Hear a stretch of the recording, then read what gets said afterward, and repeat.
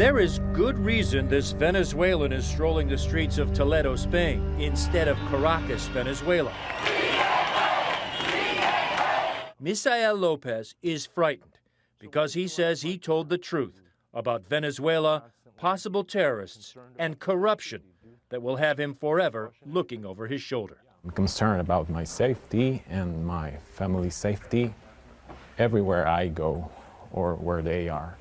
If what this former official for the Venezuelan government in Iraq says is true, criminals and potential terrorists could be freely moving about the world undetected with authentic Venezuelan passports that were sold at a profit to anyone who was buying.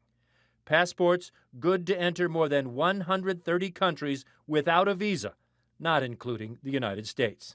Lopez was the legal advisor for the Venezuelan embassy in Baghdad, starting in July 2013.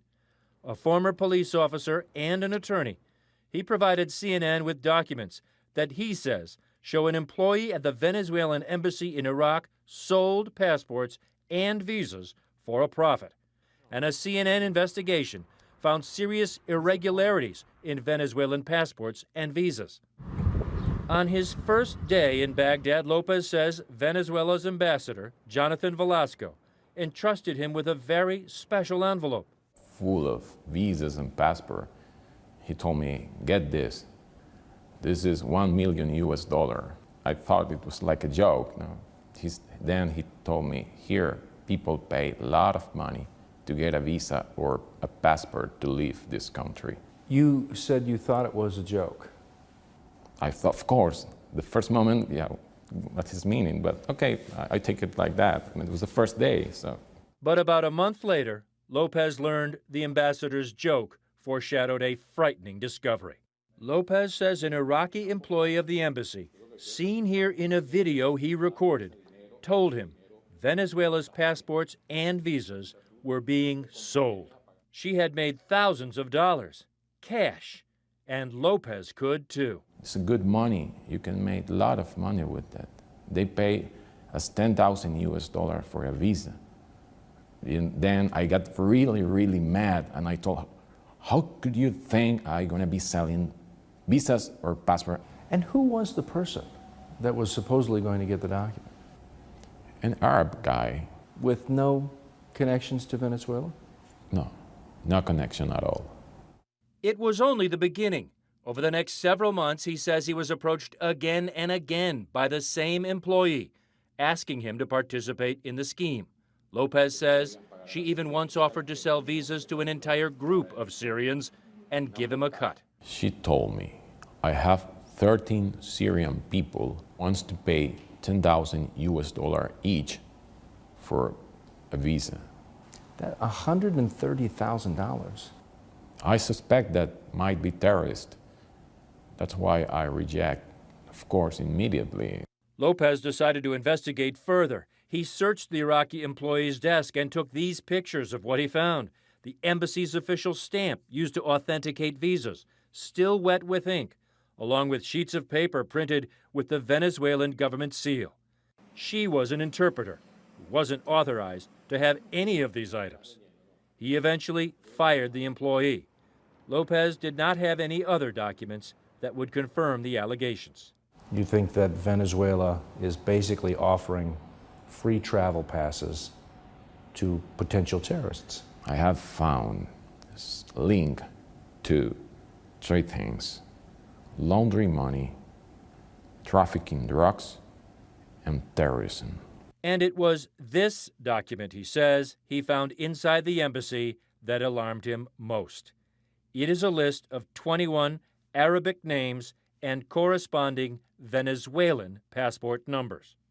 Curiously, many of the passport numbers are consecutive. Same with the official government ID numbers, which are like Social Security numbers. A Venezuelan immigration official tells CNN these passports are valid and match the names. We checked with a Venezuelan database and found, for example, Atif has an ID that belongs to Jose. That's the case for 20 of the 21 ID numbers registered to other people with Hispanic names, not the Arabic names listed on the passports. So these are fake people with real passports? No, it's not fake people, it's different people. Lopez says he even found this man who has an Iraqi national ID, but who has a Venezuelan passport that says he was born in Venezuela. So this guy, it's like he has two mothers and he was born in two places. Lopez documented everything, including details of the offering of money to issue visas to 13 Syrians, and sent an official report to the Venezuelan ambassador, Jonathan Velasco. And there's no doubt in your mind that the ambassador knew this was happening. How could he, being there for so long, couldn't notice that? And you presented that information to him, and he did nothing.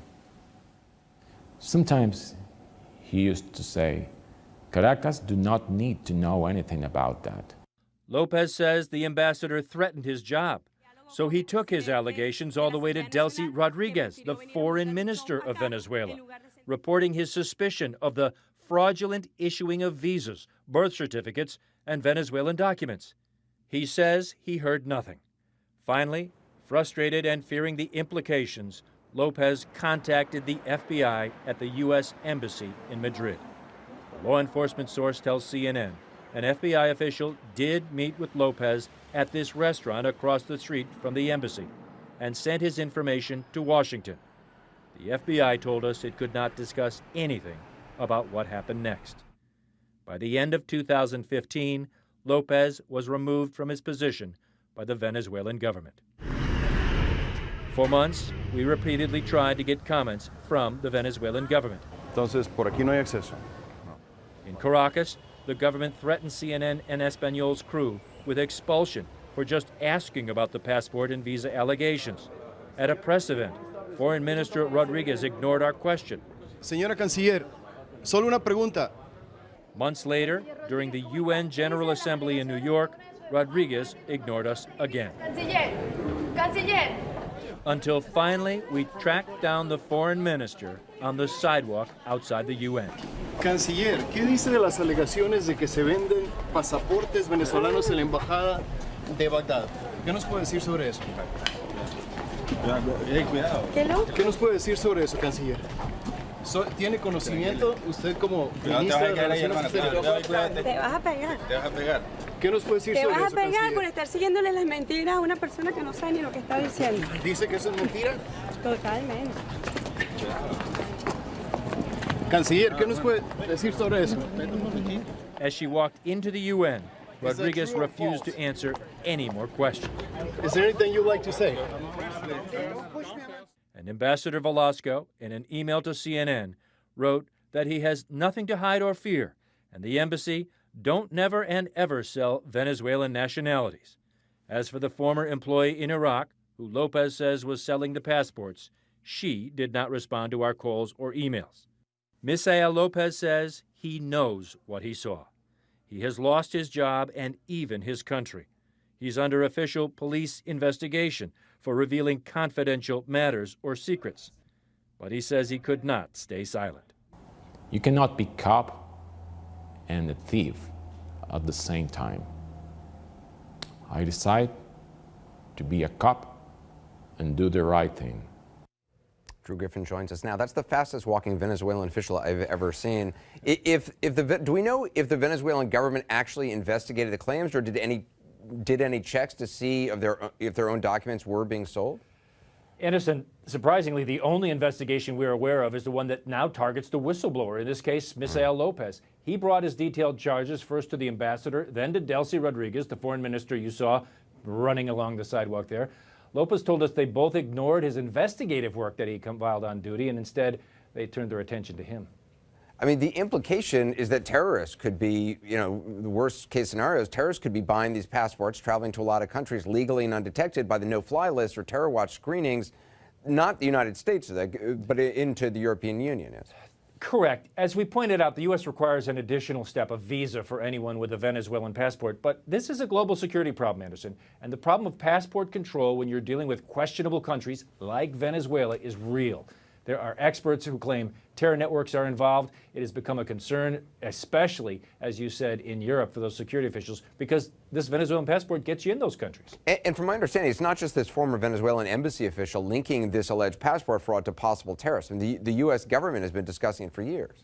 The United States government has known about this problem, not only for years, but there's even a congressional report showing concern that Venezuela is providing identity documents that could be useful to radical Islamic groups. And Anderson, as we're going to be reporting in part 2 later this week, the people that are supposedly involved in this in Venezuela reach the very highest levels of that country's government. Wow.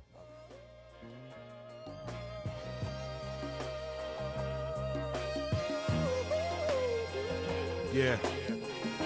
Just feels so bad, right? You know how you go through certain things in life where you just wish they never would have happened. They could have been avoided. So let's rewind.